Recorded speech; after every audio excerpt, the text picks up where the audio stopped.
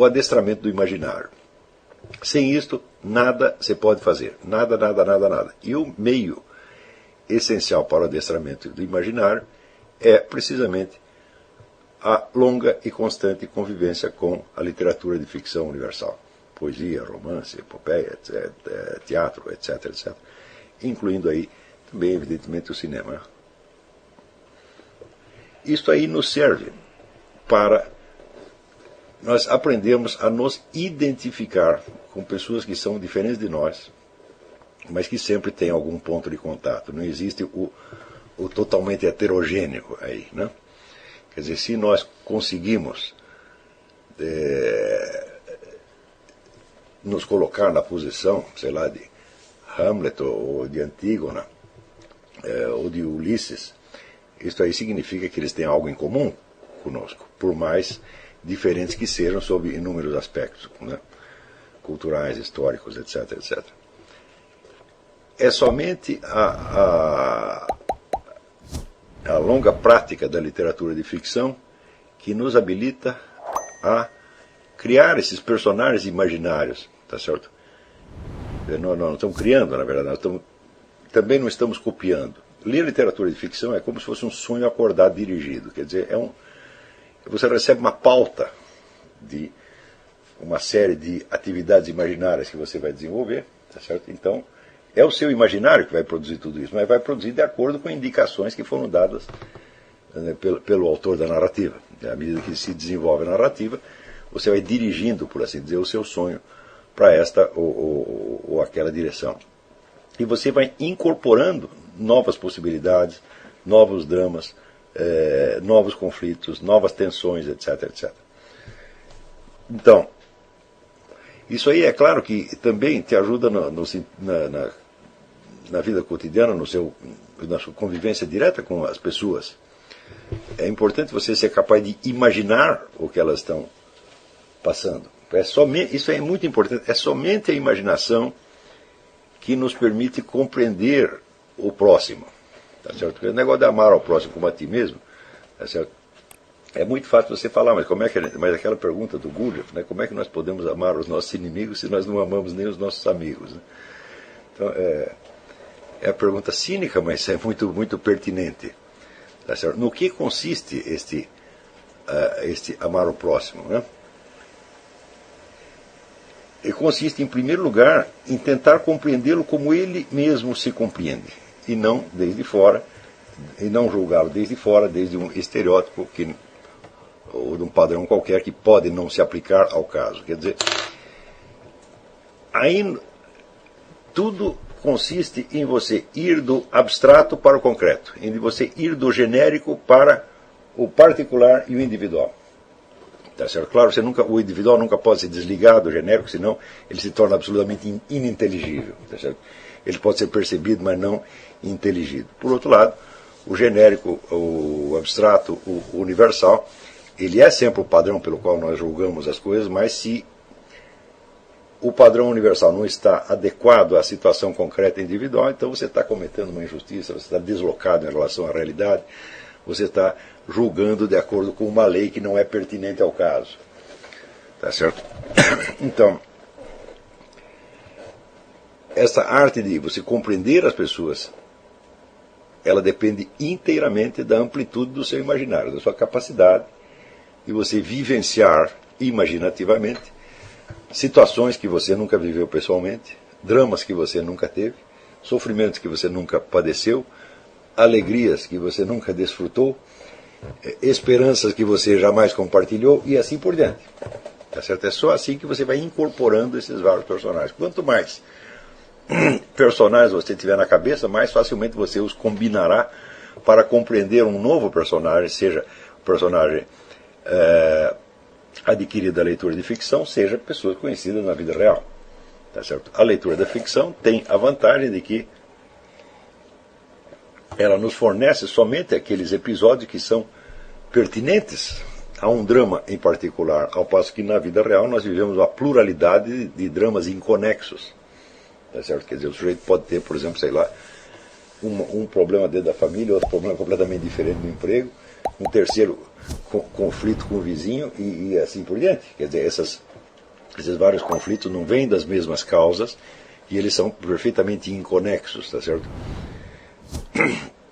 E como eles se acumulam, tem, vamos dizer, conflitos que vêm do passado, aqueles que já estão consolidados, por assim dizer, dentro de você, e aqueles que são que lhe vêm de uma situação nova, nós frequentemente confundimos uns com os outros, quer dizer, nós tendemos sempre a interpretar a situação nova à luz das situações já vividas, quando às vezes isso não é inteiramente adequado.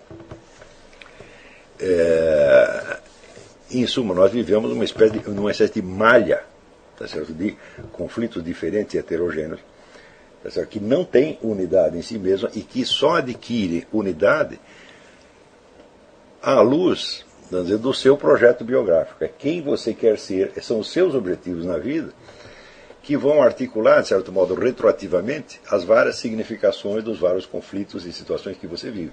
Quer dizer, elas adquirem um sentido para você em face do seu objetivo, tá certo?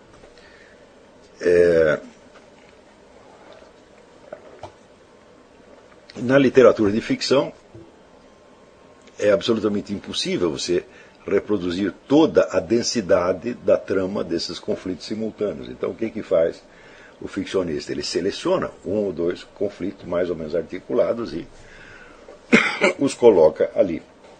Às vezes há uma tentativa de você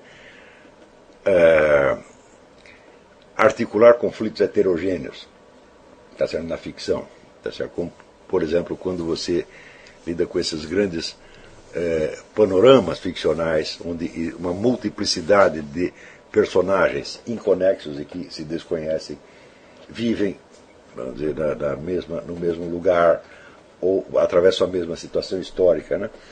Então, um exemplo é esse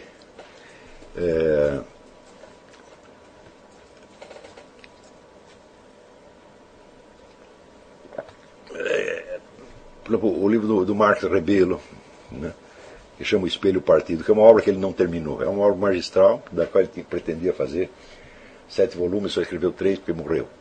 Mas ali você vê, são vários personagens diferentes, cujas vidas vão se entrecruzando. É a maneira que o ficcionista tem de representar, de algum modo, a densidade dos conflitos heterogêneos dentro de cuja malha nós vivemos. Mas, em geral, não é isso que acontece. Em geral, se destacam um ou dois conflitos que são ligados, né, e que são representados de maneira intensificada, de modo que eles adquirem uma nitidez que na vida real eles não teriam. Tá certo? Para você compreender um drama, por exemplo, o drama de Hamlet, né? Quer dizer, que é o drama de você vingar-se ou não vingar-se de uma ofensa cometida. Frequentemente nós vivemos esta situação, tá certo? Mas nós a vivemos misturada com 1000 outras situações. Quer dizer, nós não somos capazes de pensar no mesmo conflito 24 horas por dia. Por quê? Porque nós temos outros, tá certo? Então, a ficção nos dá, por assim dizer, uma série de uma galeria de situações dramáticas, né? Não vamos chamá-las de conflito, porque nem sempre a natureza da coisa é conflituosa, mas são situações dramáticas que na vida real aparecem, às vezes, tão entremescladas que você não consegue separar e descrever uma em particular. Aliás, esse é um dos grandes problemas da humanidade, né? Quer dizer, os seus problemas vêm todos juntos e você não consegue examinar um por um, não é isso? É que nem aquela velhinha que uma vez chegou lá no Michel Weber, nosso professor de artes marciais, ela foi lá para fazer massagem, e ele disse assim, diga onde e quando dói. Ela disse, dói tudo sempre. Bom, aí é impossível você tratar de um problema, né, tão onipresente e tão constante, né? Em geral, as pessoas ficam desesperadas porque dói tudo sempre. Quer dizer, elas sentem todos os conflitos ao mesmo tempo e não conseguem discernir um por um, portanto não conseguem dar uma forma inteligível, né, ao seu sofrimento. Então, do mesmo modo que através da literatura de ficção nós aprendemos a incorporar esses vários personagens, essas várias situações, e aprimoramos a nossa capacidade de nos identificar com o próximo e de compreendê-lo como se fosse nós mesmos, ou dito de outro modo, de tornar uma pessoa que era diferente, torná-la efetivamente um próximo, né? Do mesmo modo, esta habilidade nos servirá muito quando nós saímos da esfera dos dramas concretos, reais vividos, para os dramas cognitivos, para os dramas intelectuais, para as grandes dificuldades cognitivas da humanidade, tá certo? Que foram, vamos dizer, enfrentadas por diferentes filósofos em diferentes circunstâncias, tá certo? Com diferentes desempenhos em cada caso.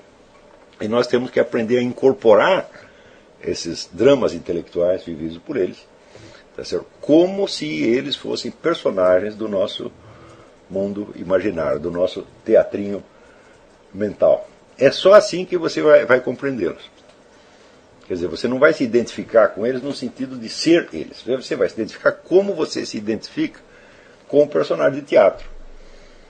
Quer dizer, você não vai se identificar tanto com o sujeito ao ponto de você, né, acreditar que você tem o mesmo problema dele. Por exemplo, o sujeito assiste Otelo, chega em casa e mata a mulher. Você tá entendendo? Não é possível isso, né? Então, quer dizer, não é porque o Otelo, né, está sendo, né, chifrado que você também está. Graças a Deus isso não acontece com a maior parte das pessoas, se bem que às vezes aconteça, né? Mas, quer dizer, você vivencia durante 2 horas ali no teatro aquele drama que não está acontecendo para você, mas poderia acontecer, sempre lembrando a definição de Aristóteles, que a ficção não nos mostra o que aconteceu, mas o que poderia acontecer ou poderia ter acontecido. Então você vivencia aquilo não como uma realidade, mas como uma possibilidade real, concreta, à qual você está aberto como todos os seres humanos. Do mesmo modo, as dificuldades, as dúvidas, né? A luta contra a opacidade do fenômeno, tentar a penetração, né, numa fenomenalidade opaca, para você conseguir pegar algo de inteligível ali. Esse é o drama do conhecimento que foi vivenciado por todos os filósofos ao longo do tempo. Não é um drama sangrento, como aqueles que mas às vezes são dramas muito mais importantes e muito mais decisivos para o destino humano em geral do que, digamos, o problema, né, do ciúme, né, ou o problema da inveja, ali no caso do Raskolnikov, Crime e Castigo, por exemplo. Ele acha que ele eu sou um sujeito tão inteligente, eu sou um gênio, por que eu não tenho dinheiro, por que essa, né, velhinha inútil tem o dinheiro do qual eu preciso. Todo mundo já teve algum problema parecido com Hamlet, ou com Otelo, ou com Raskolnikov. Direto ou indiretamente, todo mundo já viveu isso. Do mesmo modo, todos os dramas do conhecimento vivenciados pelos filósofos ao longo dos tempos, não que você os tenha vivenciado, mas eles são possibilidades reais e possibilidades permanentes que podem voltar a qualquer momento. Voltam, evidentemente, dentro de uma outra circunstância, dentro de uma outra situação histórica, dentro de outro contexto cultural, mas estruturalmente pode permanecer os mesmos. Então, note bem, quando você lê livros de filosofia, você nunca deve lê-los em primeira instância como teses com as quais você vai concordar ou discordar. Não, em primeiro lugar você tem que entender que aquilo é uma experiência cognitiva, uma experiência intelectual humana, que foi vivenciada, tá certo, por pessoas reais, numa outra circunstância, e que você está tentando revivenciar. Você pode até depois achar uma solução diferente, mas se você não se imbuiu do problema, se você não se deixou, por assim dizer, embeber do problema, né? Se você não se identificou com o problema, você nem vai entender do que o sujeito está falando. Tá certo? Então, esta abertura para todos os livros de filosofia, entendendo-os não como verdades ou mentiras que você vai proclamar ou impugnar, mas como expressões de uma busca humana, expressões de um esforço humano, expressão de uma experiência humana, né? Este é a primeira coisa que você deve buscar na leitura dos livros de filosofia. Porém, note bem, se você não aprende primeiro a absorver os dramas concretos humanos, muito menos você vai pegar os dramas cognitivos. Por isso é que eu digo, primeiro, muita literatura de ficção. Tá certo?